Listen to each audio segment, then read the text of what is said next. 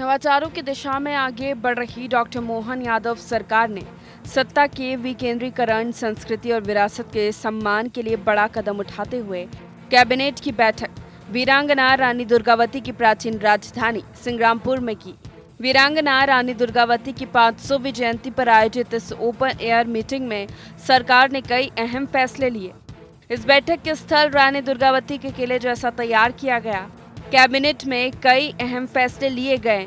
इनमें जैन आयोग के गठन को कैबिनेट की मंजूरी, देवी अहिल्याबाई के नाम पर बनेगा दशहरा, जबलपुर की मदन महल पहाड़ी पर बनेगा संग्रहालय, शासकीय और स्वशासी महाविद्यालय एक कहलाएंगे, रानी दुर्गावती श्री अन्न प्रोत्साहन योजना में अनुदान का ऐलान, श्री अन्न की खेती पर मिलेगा प्रति हेक्टेयर 3,900 रुपए का अनुदान देने का फैसला शामिल है। कार्यक्रम स्थल से ही मुख्यमंत्री डॉक्टर मोहन यादव ने 3 योजनाओं, लाडली बहना योजना के 1574 करोड़, सामाजिक सुरक्षा पेंशन के 332 करोड़, पीएम उज्ज्वला योजना और गैर पीएम उज्ज्वला योजना के लिए 28 करोड़ रुपए सिंगल क्लिक पर ट्रांसफर किए। इस मौके पर आयोजित जनसभा को संबोधित करते हुए मुख्यमंत्री ने कहा कि मातृशक्ति को सम्मान देते हुए स्वतंत्रता संग्राम, सुशासन, साहस जैसे क्षेत्रों में राष्ट्र के लिए योगदान देने वाली वीरांगनाओं, शासिकाओं की स्मृति में सरकार ने ये पहल की है। आज एक नया रिकॉर्ड बना है। मुझे नहीं मालूम कि आजादी के पहले भी कभी कोई कैबिनेट हुई होगी। पहली बार दमोह में रानी दुर्गावती के शासनकाल को स्मरण करते हुए हमारी सरकार ने माननीय मोदी जी के नेतृत्व में संकल्प लिया था कि हमारे प्रदेश के इतिहास को जीवंत करेंगे, हमारे महापुरुषों को याद करेंगे, हमारे सामान्य जनजीवन को सामान्य रखेंगे, लेकिन असामान्य इतिहास को जनता के बीच लाएंगे।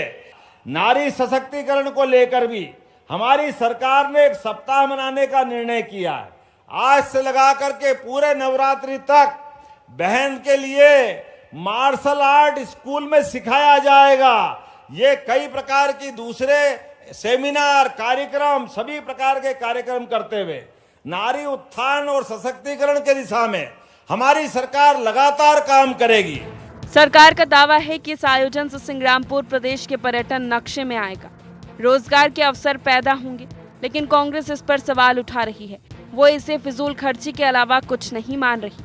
कैबिनेट इसी तरह से अलग अलग जिलों में होना भी चाहिए, लेकिन बुंदेलखंड ने जितना दिया है भारतीय जनता पार्टी को, उसकी तुलना में बुंदेलखंड को कुछ मिला नहीं है। तो ये सौगात काहे से देंगे?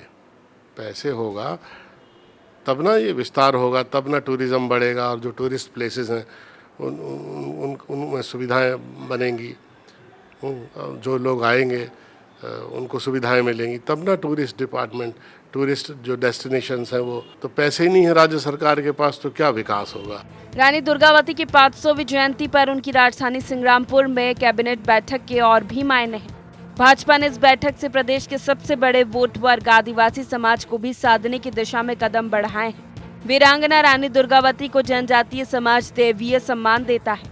सरकार ने इस आयोजन से वीरांगना के प्रति आस्था प्रदर्शित करने के साथ गोंडवाना संस्कृति को भी सम्मान देने की कोशिश की है। देखना यह है कि इसका कितना राजनीतिक लाभ उसे मिलता है। Bureau report, IND 24।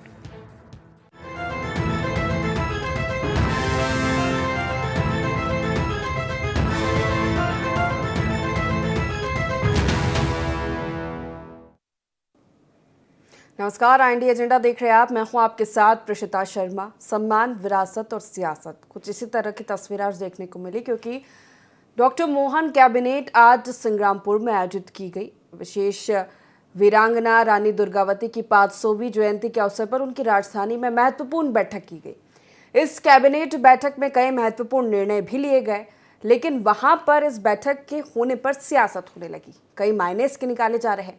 मातृशक्ति को सम्मान, वीरांगनाओं को सम्मान, इसी के साथ ही जनजातीय समाज को सम्मान और उस जगह का विकास होना, इंफ्रास्ट्रक्चर में डेवलपमेंट, रोजगार को बढ़ावा देना, पर्यटन के लिहाज से कई सारे मायने हैं। लेकिन इस पर सियासत हो रही है। विपक्ष सवाल उठा रहा है। विपक्ष का कहना है ठीक है, आप करिए जिलों में बैठकें, बहुत अच्छी बात है, लेकिन आप बदले में वहां क्या दे रहे हैं? ये सिर्फ एक फिजूल खर्ची है। इस तरह के आरोप सत्ता पक्ष पर विपक्ष लगा रहा है। हालांकि आज जो कैबिनेट की बैठक हुई है, कई महत्वपूर्ण निर्णय उसमें लिए गए हैं। मातृशक्ति, वीरांगना, नारी सम्मान, नारी शक्ति का नारा एक बार फिर सीएम डॉक्टर मोहन यादव ने मंच से दोहराया है। इसी पर आज हम चर्चा करने वाले हैं, लेकिन उसके पहले जान लेते हैं एजेंडा के पॉइंट्स क्या है। क्या संग्रामपुर की कैबिनेट बैठक से सरकार ने साधे कई समीकरण? वीरांगना रानी दुर्गावती के सम्मान से सधेगा जनजातीय समाज? संग्रामपुर की कैबिनेट बैठक से बुंदेलखंड को साधने में कामयाब रही सरकार? कांग्रेस को क्यों निरर्थक लग रही राजधानी से बाहर कैबिनेट की बैठकें? इन्हीं मुख्य सवालों के साथ चर्चा की शुरुआत खास पैनल हमारे साथ जुड़ गया। सबसे पहले परिचय आपका करा देते हैं। मीडिया पैनलिस्ट भाजपा से गुंजन चौकसी हमारे साथ जुड़ गए हैं, आपका बहुत स्वागत है। कांग्रेस से प्रवक्ता फिरोज सिद्दीकी हमारे साथ जुड़ गए, आपका भी बहुत स्वागत है। वरिष्ठ पत्रकार हमारे साथ मौजूद है स्टूडियो में संदीप पौराणिक जी, आपका भी बहुत स्वागत है।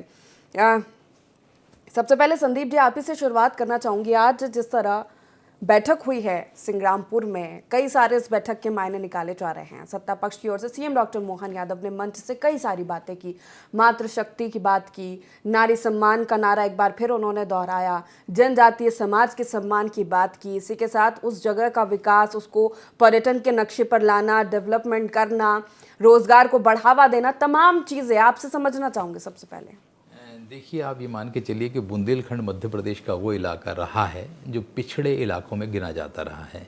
स्वाभाविक सी बात है, वहाँ कैबिनेट का होना ये उम्मीद तो जगाता है कि बुंदेलखंड की तस्वीर और तेज़ी से बदलेगी। मैं ये नहीं कहता कि तस्वीर बदली है, लेकिन और इलाकों की तुलना में उस इलाके का विकास कम हुआ है।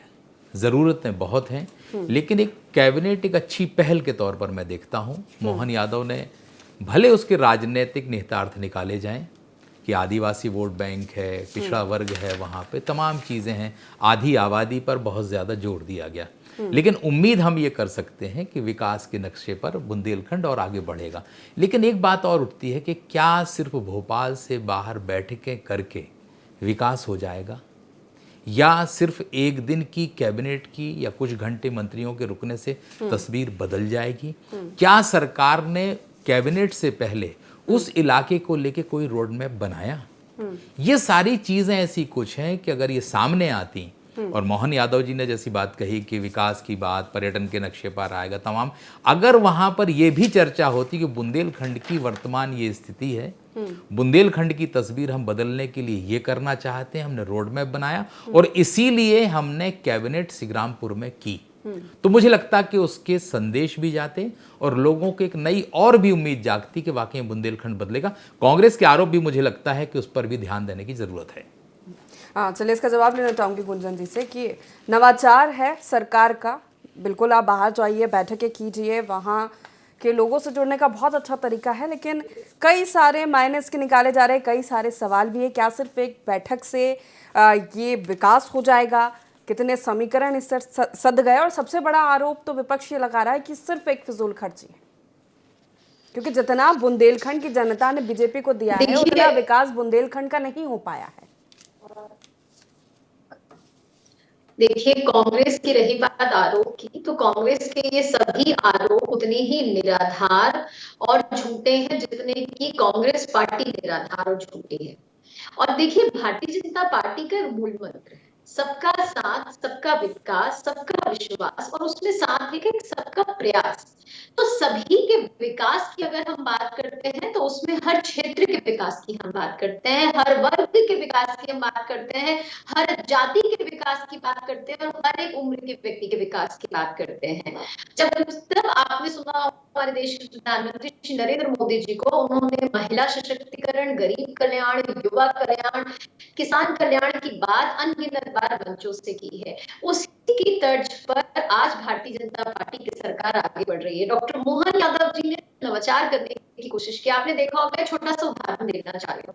हम लोग ने जो कॉन्क्लेव्स पहले होते थे वो कुछ प्रमुख क्षेत्रों में से होते थे, सिटीज में होते थे बड़े, लेकिन अब मध्य प्रदेश के हर एक छोटे क्षेत्र में भी उस कॉन्क्लेव को करने की कोशिश की गई है, जो रीजनल इंडस्ट्री कॉन्क्लेव नाम उसको दिया गया है, ताकि हर क्षेत्र के हम विकास की बात करें, एम्प्लॉयमेंट जनरेशन की बात करें, वहां के युवाओं के सशक्तिकरण की बात करें। एग्जाम्पल दूंगी, उज्जैन में जिस तरह हुआ था तो वहां पे भी आपने देखा किस हिसाब से बड़े बिजनेस ग्रुप्स ने अपना इंटरेस्ट दिखाया, जबलपुर में हुआ, ग्वालियर में हुआ, ऐसे कई अनगिनत जगह है। और अब पूर्ण रूप से हम औद्योगिक वर्ष के रूप में इसको बनाने वाले 2025 में। तो ये क्या दर्शाता है? ये मैं वो नीति और नियत बताना चाहती हूँ भारतीय जनता पार्टी की कि इस तरीके के नवाचार करके, जिस तरह आज कैबिनेट हुआ उस क्षेत्र में, उस पूरे क्षेत्र के बात हुई। आपने देखा होगा उन्होंने वही मन से महिला सशक्तिकरण की बात की, उन्होंने वहां पे टूरिज्म बढ़ाने की बात की, उन्होंने वहां पे कई तरीके के ऐतिहासिक दिशा निर्देश दिए हैं, फैसले लिए गए हैं। रही बात देखिए पॉलिटिकल एजेंडा कितना है, तो इसका कहना चाहूंगी ये भारतीय जनता पार्टी है। यहाँ पे जो नीति नियत है वो जनता के विकास की है। चुनाव को लड़ना, चुनाव को जीतना और चुनाव को सिर्फ एक हथकंडे के तौर पर अपनाना ये कांग्रेस करता होगा, लेकिन भारतीय कि हर एक स्टेप से पर्टिकुलर दिन पर कैबिनेट का होना, वो पॉलिटिकल एजेंडा उससे जोड़ दिया जाता है ना। फिर रानी दुर्गावती की 500वीं जयंती, जनजातीय समाज को साधने की कोशिश, बुंदेलखंड को साधने की कोशिश। ये तो बहुत अच्छी बात है ना कि हम वहाँ के जनजातीय लोगों के विकास की बात करते हैं, ये तो एक अच्छी स्टेप है, इसका तो स्वागत करना चाहिए। लेकिन इसमें भी पॉलिटिकल एजेंडा, जहाँ देखिए कांग्रेस को राजनीतिक चूल्हा मिलता है वो वहां रोटियां सेकना शुरू कर देते हैं। दूसरा उदाहरण दूंगी, ये बेटी बचाओ अभियान शुरू किया कांग्रेस ने, ये क्या है? इन्होंने अपनी बच्चियों तक को नहीं छोड़ा, अपने राजनीतिक भूलने से पहले बच्चियों के नाम पे भी राजनीति करना शुरू कर दी। देखिए ये वो पार्टी है कांग्रेस जो हर एक चित्र, हर एक चीज में सिर्फ और सिर्फ राजनीति करने की कोशिश करती है, भ्रष्टाचार करने की कोशिश करती है, परिवारवाद लाने की कोशिश करती है, क्योंकि ये पार्टी से जन कल्याण का कोई लेना देना नहीं है। रही बात इसकी कि आप देखिए जनजाति की अगर मैं बात करूं, आदिवासी की अगर मैं बात करूं, तो पिछले कई वर्षों से क्या बात होती थी? उनको सिर्फ रोटी कपड़ा मकान देने की बात होती थी, लेकिन उनको सम्मान और अधिकार देने का काम किसी ने किया तो भारतीय जनता पार्टी की सरकार ने किया है। कोई पॉलिटिकल एजेंडा से नहीं किया है, क्योंकि ये संकल्पित है, ये प्रतिबद्ध सरकार है जन कल्याण के लिए, जनता कल्याण के लिए। यही वजह है मध्य प्रदेश में आज इस तरह विधानसभा चुनाव का रिजल्ट आया, लोकसभा चुनाव का रिजल्ट आया कि शून्य पे बाहर कर दिया गया कांग्रेस को, क्योंकि इतना प्यार और समर्थन जनता का। जवाब लेते फिरोज जी से। फिरोज जी, हर जाति, हर समाज, हर वर्ग के विकास की यहाँ पर सरकार बात कर रही है। आज ही की कैबिनेट बैठक जनजातीय समाज के विकास, उन सम्मान देने की यहाँ पर बात हो रही है जो इसके पहले कभी नहीं दिया गया। क्यों आपको फिजूल खर्ची और निरर्थक लग रहे हैं सरकार के प्रयास? हमारे पास तथ्य होते। आपने नटवर लाल देखा था? एक नटवर लाल हुआ करता था, वो क्या करता था, वो जिसके सर पे बाल नहीं हो उसको कंघी बेच के आ जाता। ये भारतीय जनता पार्टी उसी किस्म के काम करती। आज से 6 साल पहले जो आज मंत्री हैं, वो देश के पर्यटन मंत्री हुआ करते थे।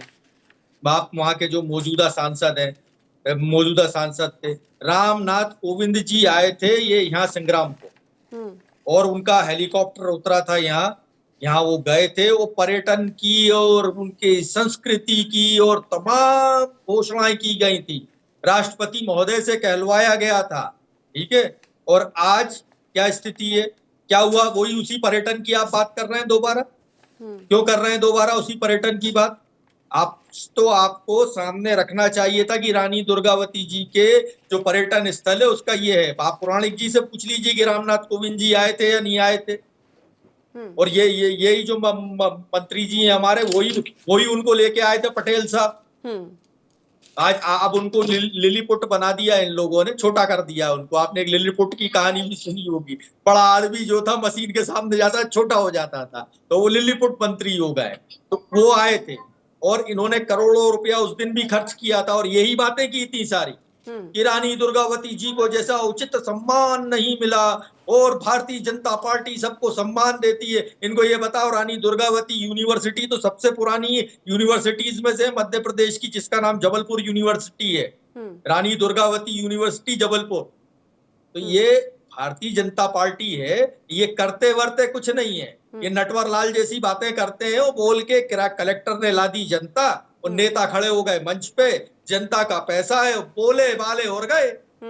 क्या करके गए? अब जो चीफ मिनिस्टर की ये स्थिति है कि 2000 करोड़ रुपए वो सिंगल क्लिक से डाल रहा हो, तो अब आप समझ लो कि इस सरकार के पास कुछ करने को नहीं है, कुछ बताने को नहीं है, कुछ बोलने को नहीं है, कोई प्रस्ताव नहीं है इनके पास। वही पुरानी बातें कर रहे हैं कि वो पर्यटन स्थल के रूप में रानी दुर्गावती जी का, अरे राष्ट्रपति जैसी इतनी महिम हस्ती को आप वहां लाके आपने घोषणा की और वही मंत्री आज पटेल साहब वहां खड़े हैं जो वहां के सांसद थे, और उसके बाद जनता से झूठ बोल रहे हो आप कि हम इसको पर्यटन स्थल के रूप में विकसित करेंगे। अरे आज तो आपको अरे उनका जो महल था रानी दुर्गावती जी का, आपने फोटोज में दिखाया है, उसकी कायाकल्प तक नहीं की, उस पर रंग रोगन पुताई मार लेते हैं ये पाखंडी लोग जो हैं, जिनका काम है सिर्फ झूठ बोलना, लोगों को गुमराह करना, डेरा सच्चा सौदा राम रहीम जैसे लोगों को साथ लाके उससे प्रचार कराना, जो व्यभिचारी है, बलात्कारी है, घोषित है, हत्यारा है, उसको लाके प्रचार कराना। ये इन लोगों को शर्म वरम नहीं आती। ठीक है, इनको बोलते हुए भी शर्म नहीं आती। ठीक है, अरे कम से कम रानी दुर्गावती जी का बलिदान याद उससे पहले रखते, उनके बलिदान के साथ अपने आप को कम से कम इतना उनके बलिदान का तो ख्याल रखते। ठीक है, क्या लगता है आपको? देखो कई बुंदेलखंड को साधने की कोशिश, मर्यादा भी बता दी। ठीक है बुंदेल, एक मिनट रुक जाइए संदीप जी से एक प्रतिक्रिया, फिर मैं आ रही हूँ आपके पास में। क्या काम हुआ उसके बाद? ठीक है फिरोज जी, चलो ठीक है जवाब लेते संदीप जी। बुंदेलखंड को साधने की कोशिश, आदिवासी वोट पर बड़ा वर्ग हैगा, तो उसको साधने की कोशिश हमेशा राजनीतिक दल करते, चुनावों के समय है, कुछ ही कर पाते हैं, लेकिन जिस तरह के प्रयास बीजेपी कर रही है, क्या लगता है आपको? देखिए, बुंदेलखंड पे बड़ा दबदबा है बीजेपी का। आप लोकसभा की सीटें देख लीजिए, विधानसभा की लगभग सभी स्थानों पर उनका कब्जा है। लेकिन जहाँ तक आपने वोट बैंक की बात कही, ये मध्य प्रदेश का 21% वोट है आदिवासी का। और आप ये देखिए, चाहे रानी कमलापति रही हो की बात हो, भोपाल के स्टेशन का नाम कर दिया, तमाम चीज़ें उस वोट बैंक को रिझाने की कोशिश बीजेपी लगातार कर रही है। और उसका एक बड़ा कारण है, मध्य प्रदेश या देश की राजनीति में ये माना जाता रहा है कि दलित, आदिवासी और मुस्लिम, ये 3 ऐसे क्लस्टर हैं जो कांग्रेस के साथ रहे हैं, जिसमें आदिवासी वोट बैंक ऐसा है जिसको आप लुभा के अपनी तरफ ला सकते हैं। और बीजेपी की लगातार ये कोशिश है कि अगर कोई एक वर्ग छिटके तो एक वर्ग उसके पास आए, क्योंकि बड़ा चंक है, 21% वोट जिसका है वो बड़ा असर डालता है राजनीति पर। मध्य प्रदेश की राजनीति में तो 89 ब्लॉक ही हैं आदिवासी वर्ग के। तो कुल मिलाकर के बीजेपी एक नए एजेंडे पर काम कर रही मुझे लगता है, और उसी का नतीजा है कि रानी तो इस बात से इनकार नहीं किया जा सकता संदीप जी कि ये वर्ग जो है वो कांग्रेस से छिटका है पिछले कई सालों में।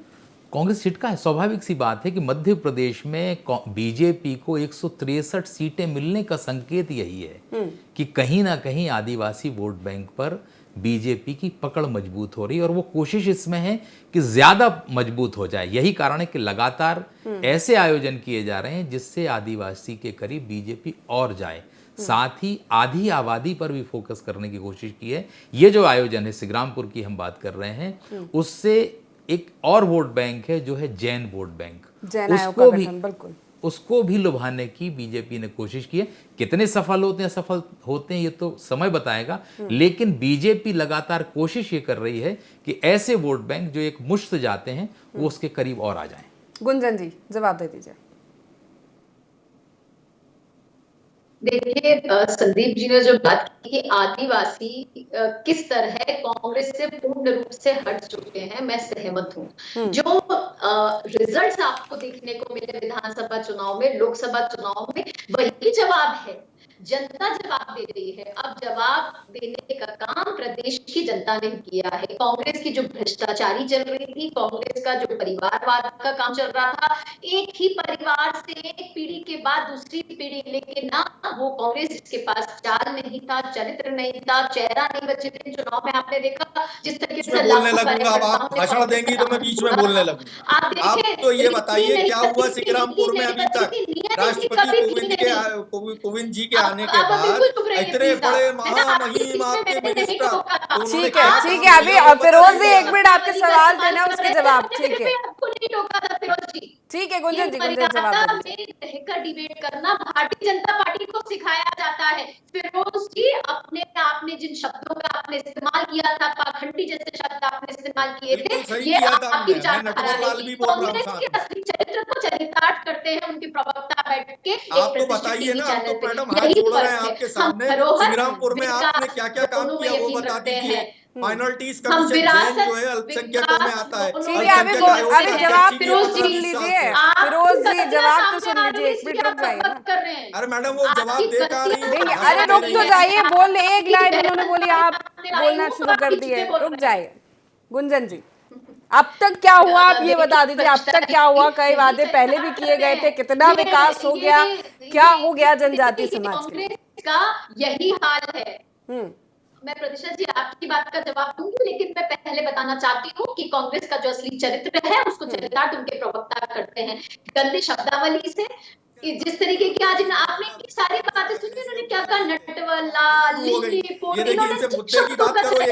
व्यक्ति विशेष की बात करते रहे। इन्होंने विचारधारा पे बात नहीं की, इन्होंने जनता की बात नहीं की, जनता के कल्याण की बात नहीं की। इन्होंने फिरोज जी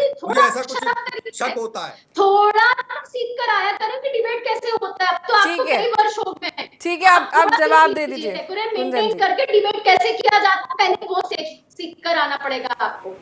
रही बात, देखिए जनता के लिए काम क्या हुआ है, मैं आपको उदाहरण देना चाहती हूँ। अभी आपने संदीप जी को भी सुना था।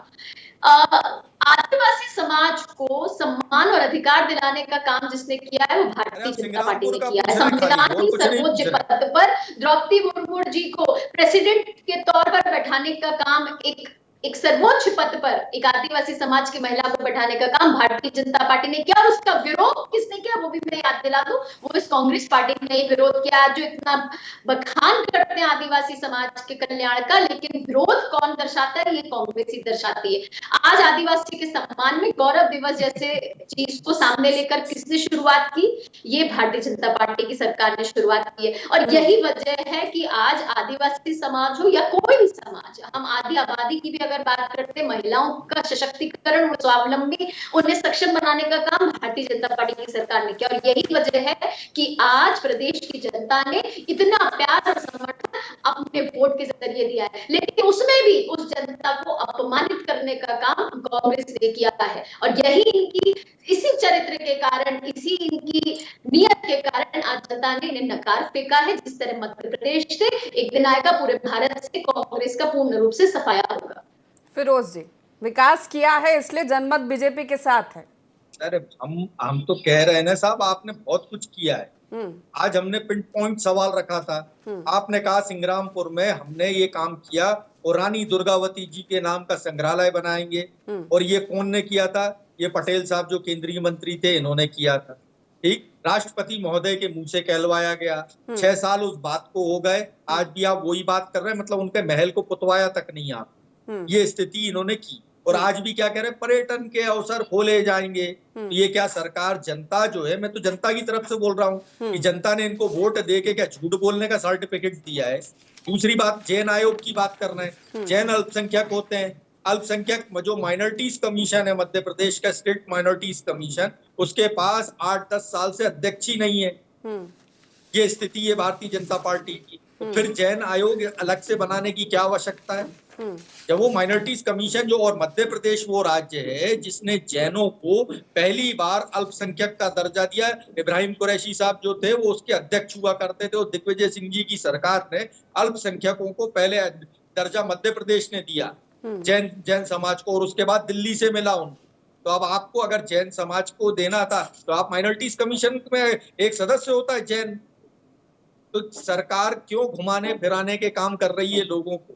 जैन समाज के लोगों को, हमारे जैन भाइयों को घुमाने फिराने का काम कर रही है। सिंग्रामपुर की बात का ये जवाब नहीं दे पाई। टोटल हमारे जो मुकेश नायक जी ने जो कहा था कि ये फिजूल खर्ची की, तो फर्जी बातें करके लौटे आए, जनता का पैसा उड़ा दिया हेलीकॉप्टरों में और पैसे आयोजन में, काम कुछ नहीं किया। कहने लगे सिंगल कैबिनेट में कई फैसलों को मंजूरी मिली है, उनसे भी तो नहीं इनकार किया जा सकता ना, उन पर तो काम होगा ना।